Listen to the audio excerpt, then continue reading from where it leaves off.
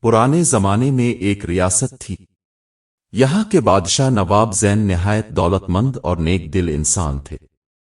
ان کا ایک ہی بیٹا تھا، شہزادہ ایان۔ بچپن سے ہی ایان کو ہر آسائش ملی۔ محل میں سونا چاندی، غلام، نوکر، گھوڑے، شکاری باز، سب کچھ موجود تھا۔ لیکن دولت کے ساتھ ساتھ غرور بھی ایان کے خون میں شامل ہو گیا تھا۔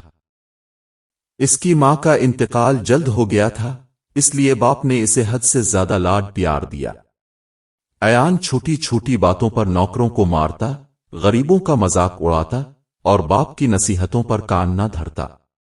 نواب زین اکثر سمجھاتے، بیٹے، دولت وقتی ہے مگر انسانیت ہمیشہ باقی رہتی ہے۔ ایان ہنس کر کہتا، ابا جان، دنیا عزت دولت والوں کی کرتی ہے، بھلے نیت کیسی بھی ہو۔ نواب زین افسردہ ہو جاتے مگر خاموش رہتے کہ کہیں بیٹا مزید بگڑ نہ جائے۔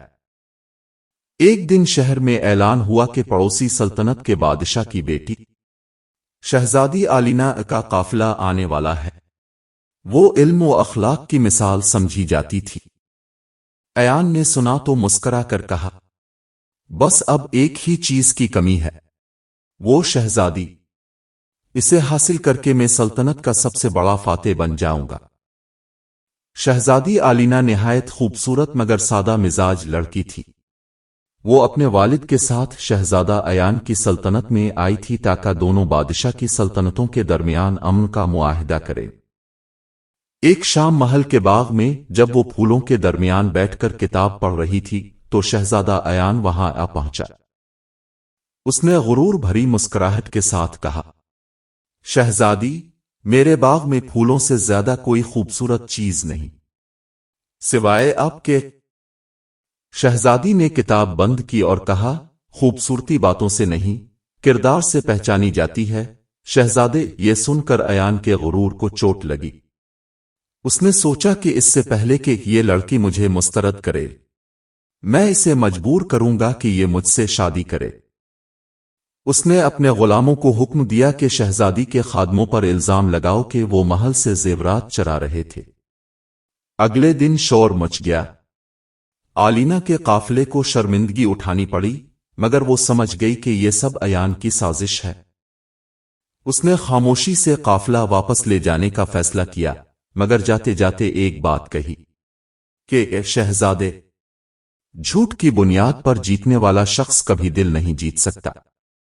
تمہارا وقت جلد بدلنے والا ہے۔ ایان نے قہقہا لگایا اور بولا، وقت میرا غلام ہے شہزادی، تم دیکھنا ساری دنیا میرے قدموں میں ہوگی۔ چند ماہ بعد شہزادے کی سلطنت میں قحط پڑ گیا۔ بارشیں بند ہو گئیں، دریا خشک ہونے لگے، عوام بھوک سے مرنے لگے۔ نواب زین بوڑھے ہو چکے تھے۔ وہ محل سے نکل کر عوام کے ساتھ کھڑے ہوئے مگر ایان اپنی عیش و عشرت میں مصروف رہا۔ ایک رات محل کے اندر اچانک شور مچا کہ خزانے کے کمرے میں چور گھس آئے تھے۔ ایان تلوار لے کر دوڑا مگر جب کمرہ کھولا تو وہ چور نہیں بلکہ سلطنت کے غریب لوگ تھے جو بھوک سے تنگ آ کر روٹی کے لیے آئے تھے۔ انہوں نے ہاتھ جوڑ کر کہا، شہزادے، ہمیں صرف کھانا چاہیے، زیور نہیں۔ ایان غصے سے چلایا، یہ میرا خزانہ ہے، تم جیسے نالائقوں کے لیے نہیں۔ اسی لمحے نواب زین بھی وہاں پہنچ گئے۔ ان کی آنکھوں میں آنسو تھے۔ وہ بولے، بیٹے، تم نے آج انسانیت کا جنازہ نکال دیا۔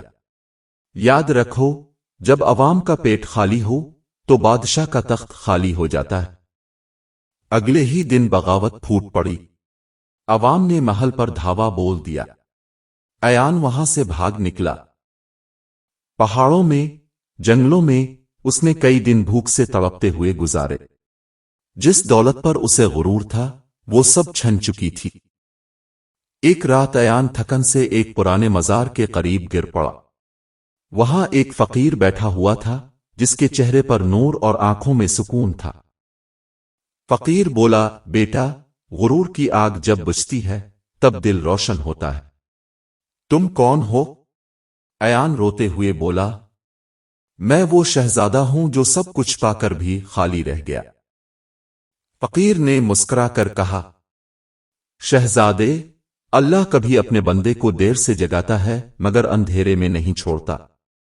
اگر تم سچے دل سے توبہ کرو تو تمہارا تخت واپس آ سکتا ہے، مگر شرط یہ ہے کہ تم عوام کے خادم بنو، بادشاہ نہیں۔ ایان نے اس رات اللہ سے سچی توبہ کی۔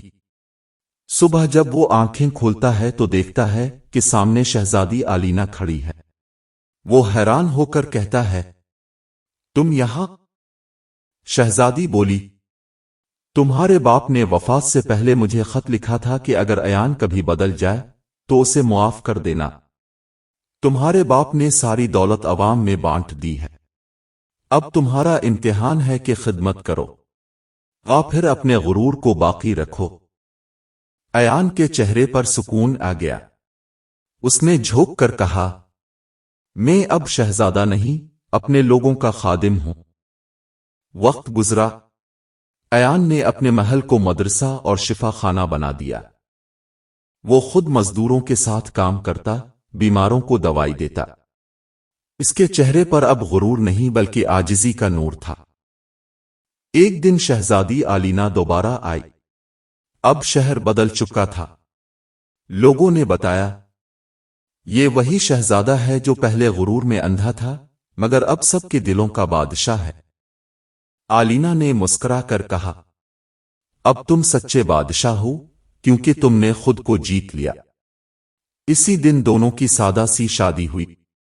عوام نے خوشی منائی اور سلطنت پھر سے خوشحال ہو گئی۔